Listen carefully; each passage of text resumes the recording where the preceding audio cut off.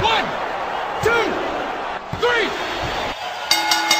Hello and welcome to Kayfabe Is Dead podcast episode 4, and we're going to talk some Elimination Chamber 2017.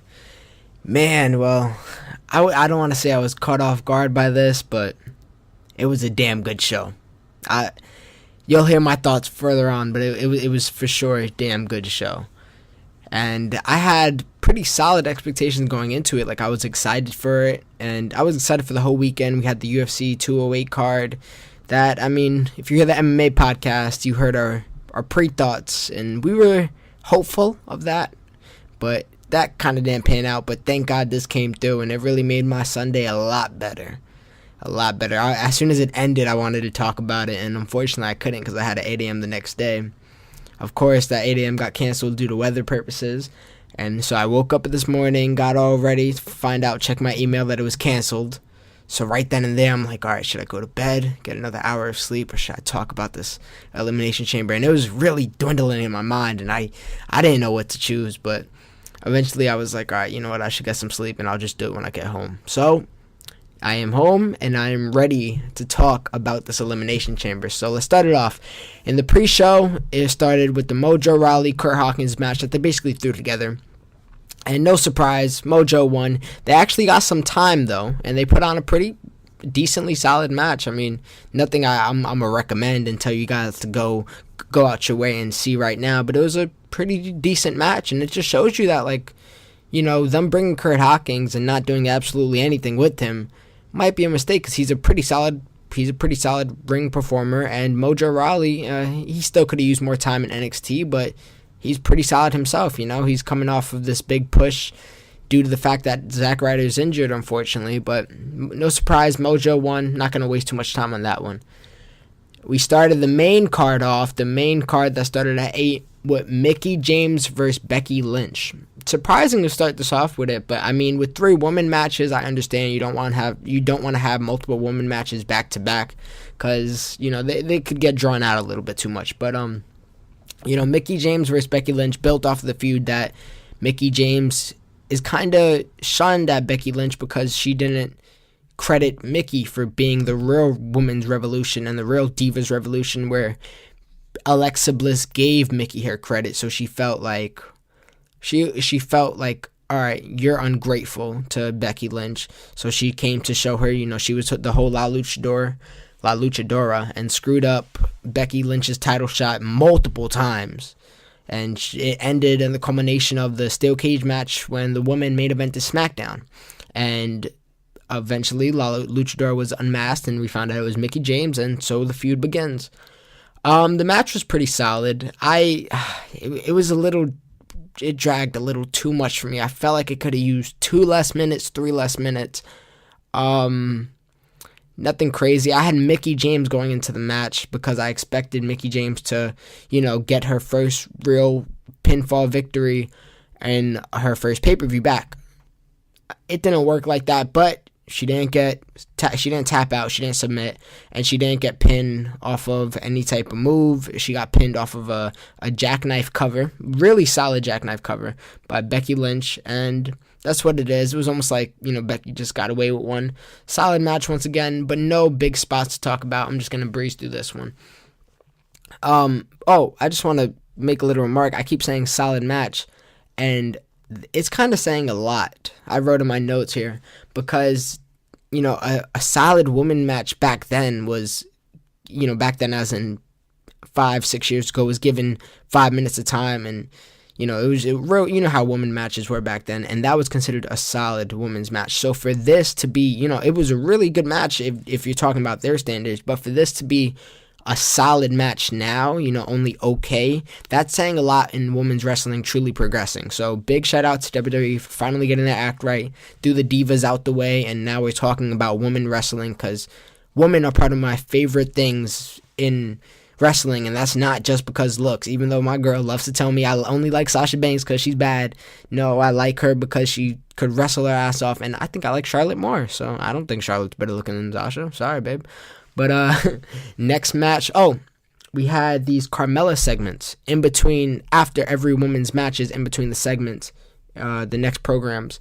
And it was basically her and James Ellsworth in a skybox. And every time Dasha Fuentes, one of the WWE analysis girls, one of the interviewers, one of the commentary people, she would ask Carmella, hey, what you think of that? What you think of this? So that didn't work for me. And I don't know what they're doing with Carmella. I don't like James Ellsworth in any position right now. I think he overlasted his stay.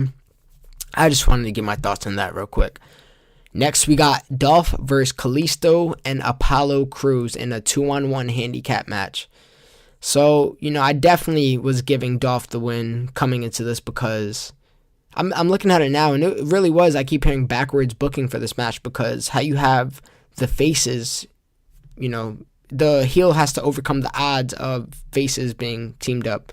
It was really weird thinking about it now. This whole feud has been very weird, and I want it to end, but it's not going to. But, so to start off the match, Ziggler attacked Kalisto as he was making his entrance, which, loved it, because Kalisto flew when he threw him against one of the boards, the panel boards of the entrance theme. I don't know what to even call it. One of the walls.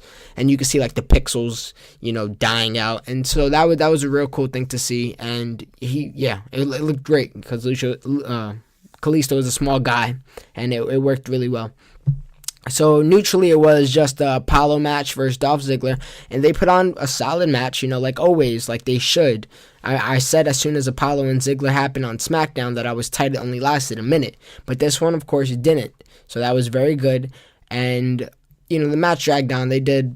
Apollo and Ziggler both played their spots, and then Kalisto limps back up, and okay, he's still in the match, of course. He never.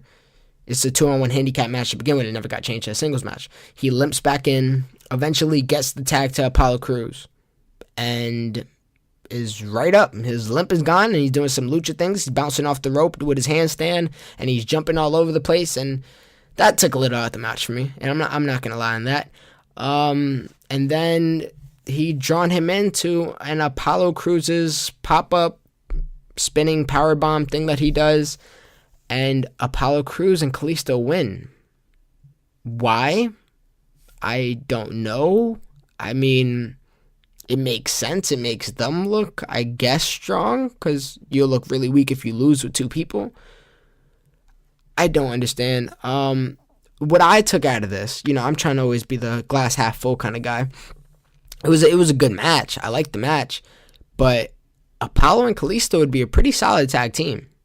Because they didn't really do any tag team moves except like the last move of Kalisto bringing Ziggler into that Apollo Crews finisher. But I thought that would be actually a pretty solid tag team. And with this tag team division being as weak as it is, maybe I won't mind that. They could be called the nice guys because they're always fucking smiling. But yeah, after the match, Ziggler goes and attacks Apollo Crews, and he has his ankle in between a chair, and he constantly steps on the chair a few times, and to no avail, gets yes chants. This is what happens when you have a heel that people like, or a person that people like that so happens to be a heel, face some guy that the crowd doesn't give a fuck about. And he gets yes chants, and even after he finishes the first time of hitting his ankle, he gets one more time. That's, man. That's WWE for you. I think we're over the era of faces being cheered and heels being booed. Because if you look down the whole roster, it's every heel gets cheered, every face gets booed. I feel like Dean Ambrose was almost facing boos not too long ago. The only face that really gets cheered is Daniel Bryan, Cesaro, New Day, but people are even starting to turn on them. It's really it's a really thin list, and it's just so happens to be the really good wrestlers that aren't getting their shot that get cheered, but go figure. Next, to follow that up, we have the tag team turmoil match, and people complain about this match, and the crowd was dead for the most part, and that took me out of it a lot. They were really good in the beginning, and then as soon as this American Alpha came out, they died out, which was a shame because I love American Alpha. I think they're the greatest tag team on SmackDown by far, obviously. That's not the question, but I would say the greatest tag team on both rosters if we're talking skill-wise. Maybe Bullet Club is a contention. I would love to see that match too, though. That would be a great match. But yeah, the crowd being taken out of it kind of took me out of it. So, but nevertheless, it started off with Heath and Rhino and Breezango. And I was, Breezango, they're great. I love them. They came out in their Fashion Police outfit, of course. But this outfit's way better than that brown khaki pants they had on last time. That looked like they found that at Party City. This one looked a little more like, I would say, stripper-esque, to be honest. It's like you hired male strippers. But you know what? They're a pretty boy tag team. They could do that. It was really good tag team action, and I was really into it, and so was the crowd for this point. But eventually, Rhino, wow, he was completely over, and his gore takes out Fandango to get the pin. Fandango and Tyler Breeze eliminated. Next out, Vaudevillains. Of course, Vaudevillains aren't the best thing going right now. They kind of lost their push as soon as New Day defeated them. And that's unfortunate because I do like them and I do see the potential in them. I don't know if the potential could work in a mainstream audience rather than a small NXT crowd, but I could build them back up if I was booking. Maybe I'm just being cocky, but whatever. It is what it is. But they lasted a solid 2-3 minutes. A DDT by Heath Slater took out Aiden English, his little sit-out DDT. Next up was the Usos. Usos looking dope. I like the Usos. I like their heel turn. Much needed because they were one of the faces getting booed. So why not be a heel getting booed? And even now they're more cheered than they're booed. But Superkick ends up taking out Slater. And here we go with American Alpha and Uso, the beef that really never had a true ending to it. And they're the two teams in the ring. And real great wrestling. Again, American Alpha came in hot. Great suplexes from Jason Jordan as always. Like, when is that going to fail? Usos cornering the ring really great, keeping Chad Gable out of, keeping Jason Jordan, no, Chad Gable, I was correct the first time, with no avail of tagging Jason Jordan, because you do not want Jason Jordan to be unleashed, even though I love Chad Gable as well. But yeah, Usos cutting the ring real good, but eventually, they got eliminated with a Gable roll-up, so Usos out.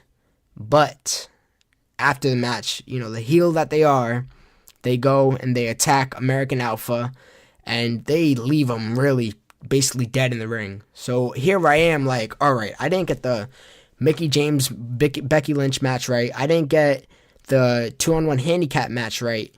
Is Ascension really going to win this title? And Ascension came out looking dope as ever. New face paint. I think Connor had the mask on. Victor had the nice black and white silhouette of face paint on him.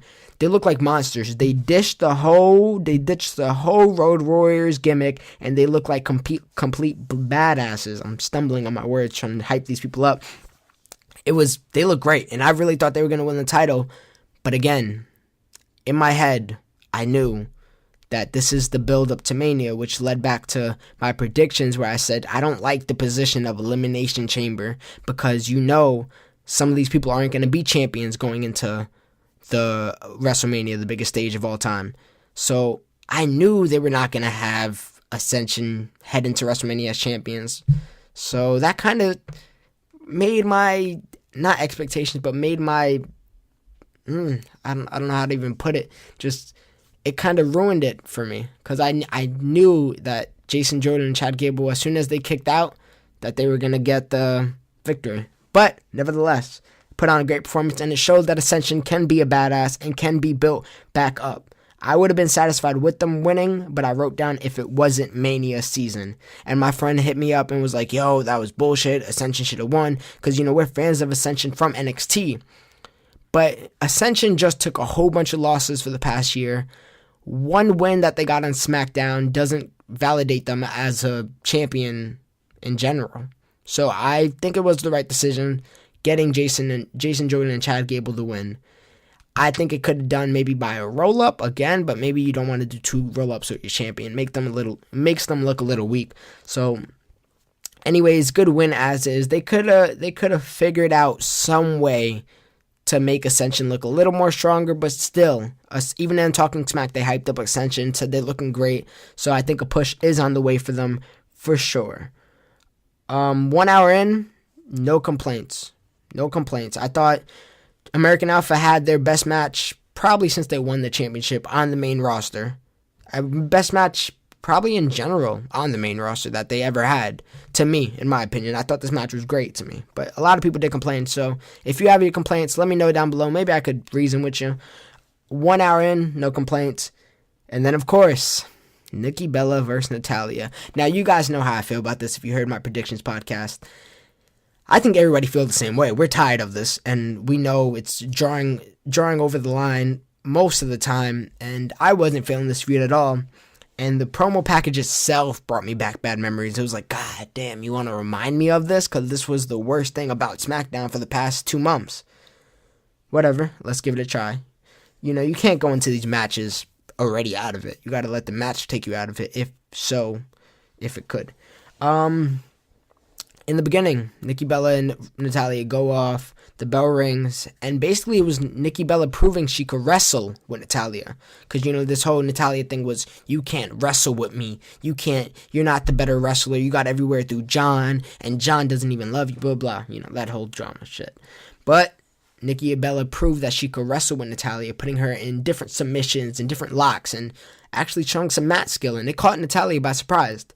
But nevertheless, Natalya came back, was dominating for 4 minutes. This match was given a lot of time. But it was actually a pretty solid match, and I was actually surprised by it. Yeah, surprised indeed. I mean, it got the crowd back into it, which I didn't think that would happen, but Nikki Bella really showed something here. And Natalya always been a great worker, but, you know, she just never really been given her chances. And she was given a chance here, and they put on a pretty good match. It was a very solid match. Like, no bad matches yet. So I was in my mind, I was like, all right, an hour in, and now we're going to get the bad match. But even this wasn't a bad match. And the only thing I had a problem with was the finish, and it was a 10 count. And the reason I have a problem with that is because that means this feud is not over. And I feel like it was kind of a cheap way to end it, and I hope they don't have a match at WrestleMania, because that card should be way too stacked to have a one-on-one Nikki Bella versus Natalya match. But apparently they're going to do the whole John Cena angle, so I don't think it will. After the match, Natalya and Nikki Bella kept attacking each other. Nikki Bella chased Natalya out, beat her up a little bit. That's really what it was.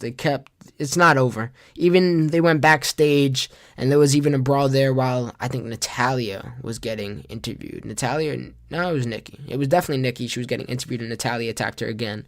Feud is feeling like it's never ending, but the brawl continues, and so does the feud. Next match we got is Randy Orton versus Luke Harper, and boy, great match. Luke Harper getting his spots in, getting his moment to shine. It was slow pace in the beginning, I'm not gonna lie. It's two big men. It's not contrasting skills that, you know, they could put on an intriguing match the whole way through. Slow pace in the first 2-3 minutes, but when it picked up, it did. You had the table spot, you had the spots where they were slapping each other. Luke Walton. Oh God, basketball. I'm a Lakers fan. That's the Lakers coach. Luke Harper, just proving he could wrestle. He was doing great moves, constantly. It was the whole match was just really great. Randy Orton hit his father's superplex off top of the rope. Great. It was just, watch it for yourself, truthfully, because, you know, Luke Harper has always been the most underrated, even though he had that one title reign back with the IC belt back in the day. He's always been underrated, and I think he's really getting a push right now, and to see it happen is great. But as soon as Randy Orton and Luke Harper were going into it, they were trading blows left and right. Luke Harper went for his lariat, and Randy Orton hit a beautiful RKO, because literally, I like those RKOs where it's truly out of nowhere. Like, even when they set up the spots where an opponent is going on top of the ring and they're about to jump off, or they're coming off the apron, whatever the case may be, I'm like, all right, the RKO is coming, because that's the whole gimmick. But this was really like, I didn't think it would come. I didn't think the RKO would come. So beautiful. Ended at a perfect time to where it didn't get you out of the match. to where, like, you know, it's not like, oh man, you know, check the time, when is this match gonna end, how long is left on this pay-per-view. No, I ended the match on a perfect time, and this was the first great match of the card. So props to Luke Harper, props to Randy Orton. Thought it was a great match. Next up, we got Naomi versus Alexa Bliss for the Women's Smackdown Championship, I'm sorry. And this match, unfortunately, only got like 5 to 7 minutes. At least it felt like that. There's no way this match got 10 minutes or more. No way in hell. And I feel like the minutes given to Nikki Bella and Natalya and the minutes given to the first women's match, Mickie James versus Becky Lynch, that it went a little over. You could have took out 3 minutes of both those matches combined at least. You could have gave that time to these girls and have them really put on a show, because this match, unlike the Luke Harper and Orton match, wasn't slow-paced, and it was fast-paced out the gate, and it was really good. You had Naomi show her technical skill, and you had Alexa Bliss show her technical skill, and Alexa Bliss was looking great. She was looking real great, but Naomi looking even better. She hit her corkscrew moonsault, the thing that John Morrison used to hit back in the day. I forgot what it was called. But she hit her finisher on Alexa Bliss and truly surprised me, and she got the win. Now, when Alexa Bliss went on the top rope and tried to hit Naomi with the Twisted Bliss, let me just say, when Naomi put her knees up, Alexa Bliss truly bounced off her, and it looked kind of grueling. So that looked great. She sold the shit out of that, and then she sold the shit out of the finishing move. So Naomi wins the championship. I was like, what the fuck? Where did this come from? But you know what? Shocks are great. Shocks are really great, and it worked for me here. I was excited for her. You know, she had her interview after with Renee Young, and she got the "You Deserve It" chant, and she broke down into tears, because Naomi was truly one of the most underrated divas on the roster when there was divas. And then when this whole thing breached over into women's wrestling, I was always waiting for, all right, when Naomi gonna get her shot? Because she always was one of my favorites, and I think she's a great wrestler. She's one of the most I think she is the most athletic wrestler, diva wrestler, women's wrestler, whatever you want to call them, women's wrestler on the roster. Maybe Charlotte got an edge over her. It's just because Charlotte is Charlotte. I mean, look at her body. She's cut. She's a monster. But she has to be one of the most athletics. And right now she got a good look with the Feel the Glow. I don't like it personally. I don't like the whole Feel the Glow, like that saying. She's pushing a little too much. But she won the championship. Good for her. Congratulations to Naomi. Good match, but could have used a few more minutes. I mean, I don't think we could say she's underrated anymore, because she got the championship. But I mean, there has been world champions that got the championship and are still underrated. Daniel Bryan back in, WrestleMania 27 when he lost to Sheamus. Also, one last thing. If they knew she was getting the championship, I just felt they could have built a better story. Not an underdog story per se, but just a story of her coming out of the shadow of whoever, and the shadow of the whole division, and really just being something now. You know what I mean? I feel like they could have built a better story with that, but nevertheless, good match. You know, I mean, a bunch of good matches so far, and then one great match. You know, you can't really complain too much. Especially the fact that SmackDown utilized their whole roster, which was a fact I seen on Twitter, so I'm going to just jack that as a fact, that they used their whole entire roster in this brand split and made it work. So, congrats to Naomi. You truly do deserve it. I hope you keep the title going into Mania. I mean, the way I booked, all right, so I got a WrestleMania booking coming up, and I'm basically going to show you how I would do WrestleMania starting after this pay-per-view, not including the Monday Night Raw that is tonight, and I have Naomi going into it as champion, because that's what happened after this pay-per-view. And man, let me just say this. I was writing this card all last night for like 2 hours maybe, and you guys should really be looking forward to this, because it's really something. And I write all the matches I have that I would enjoy, and then all the build to it. And I even wrote some of the promos, and man, it's looking amazing. So definitely, I'm still working on it. It will definitely be done. Hopefully, it'll be out by tomorrow. Yeah, tomorrow's Tuesday. Hopefully, it'll be out by tomorrow, Tuesday, before SmackDown happens. So definitely be on the lookout for that. If you guys are listening on Monday, what's today's date? I don't know dates anymore. Monday the 13th. Yep, day before Valentine's Day. So I'm trying to get out my WrestleMania my WrestleMania dream card by Valentine's Day. So definitely be on the lookout for that, because it's very exciting, and hopefully you guys like it just as much as I do.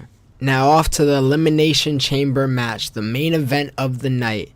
Now they were jacking the whole new Elimination Chamber, and I was wondering what the design would be like, and people were saying it was blue for SmackDown. I was hoping not, but it's definitely not blue. It's way more square than it used to be, and I kind of liked the design. I thought it looked pretty good. The glass that was holding the people in the pods looked a lot stronger, so somebody did end up getting thrown it, though, so that just shows.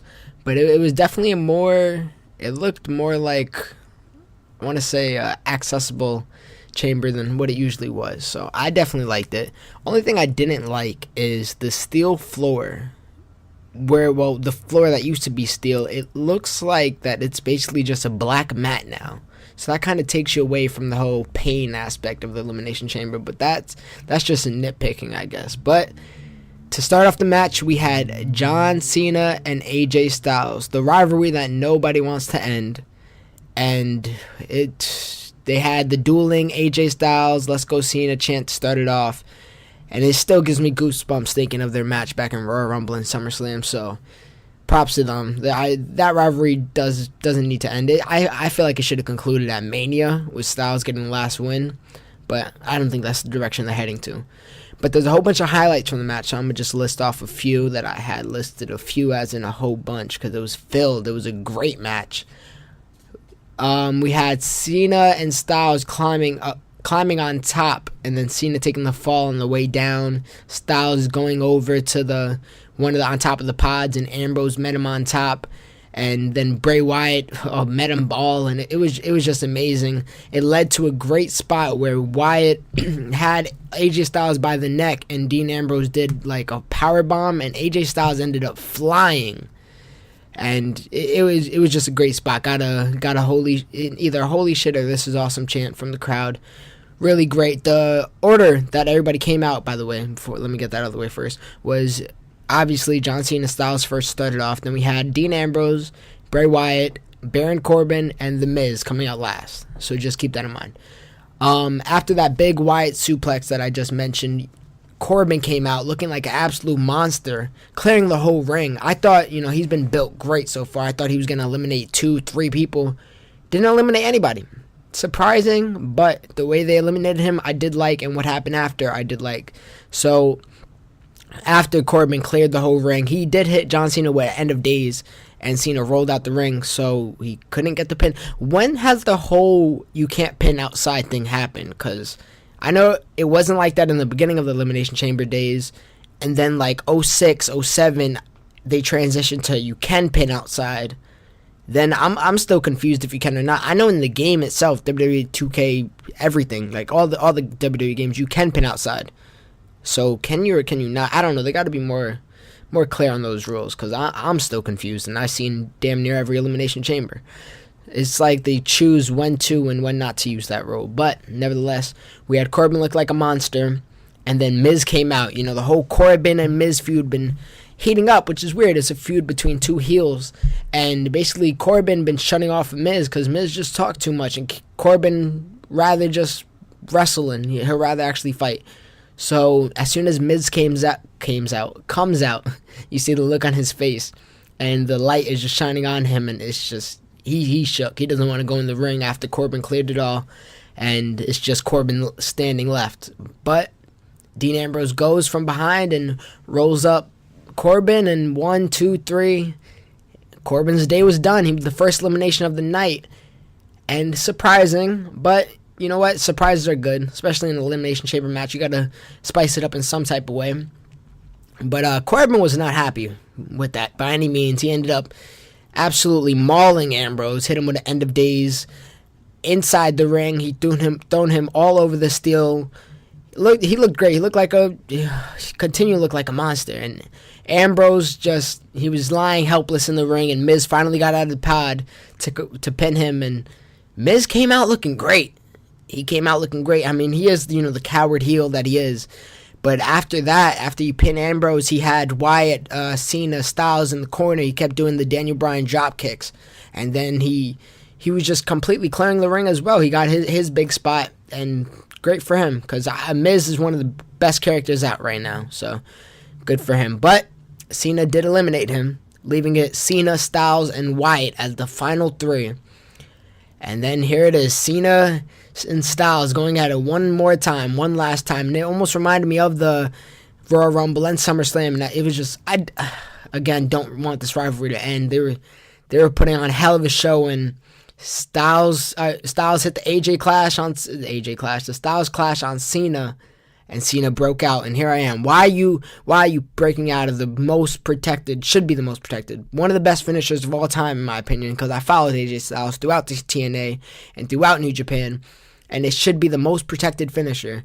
But here you go, Super Cena breaking out once again, but Cena hit Styles with an AA, and here I am thinking, okay, Styles is going to be out. Is it just going to be Wyatt and Cena to top off the Elimination Chamber to end it? But no, Styles breaks out, and here you go. You get that reminiscent feeling back into their other matches, back into the rivalry, and Styles eventually he's able to recover, and where I have it, and Cena. Dude does an amazing spot going to the top of the pod and does a double crossbody on Bray Wyatt and AJ Styles. Man, yeah, because he had to go back in his bag and really figure out how to eliminate AJ Styles, because AJ Styles has just always had his number. But eventually Wyatt eliminates Cena with the Sister Abigail, a little bit of reminiscent to their feud that they had back in WrestleMania 31 or 30. WrestleMania 30 for sure. And Cena is eliminated. We are getting a new world champion at the Elimination Chamber pay-per-view.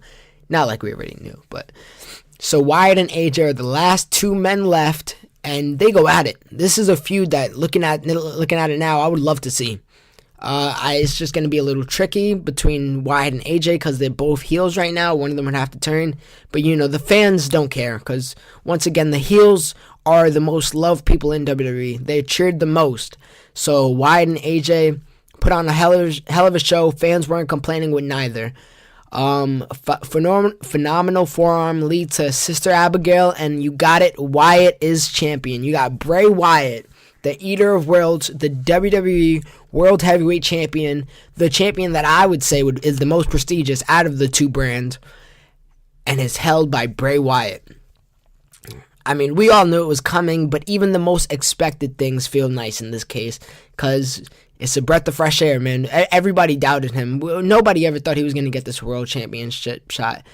And two underdogs getting the titles for the day. We got Naomi and Bray Wyatt. So, great moment, great match.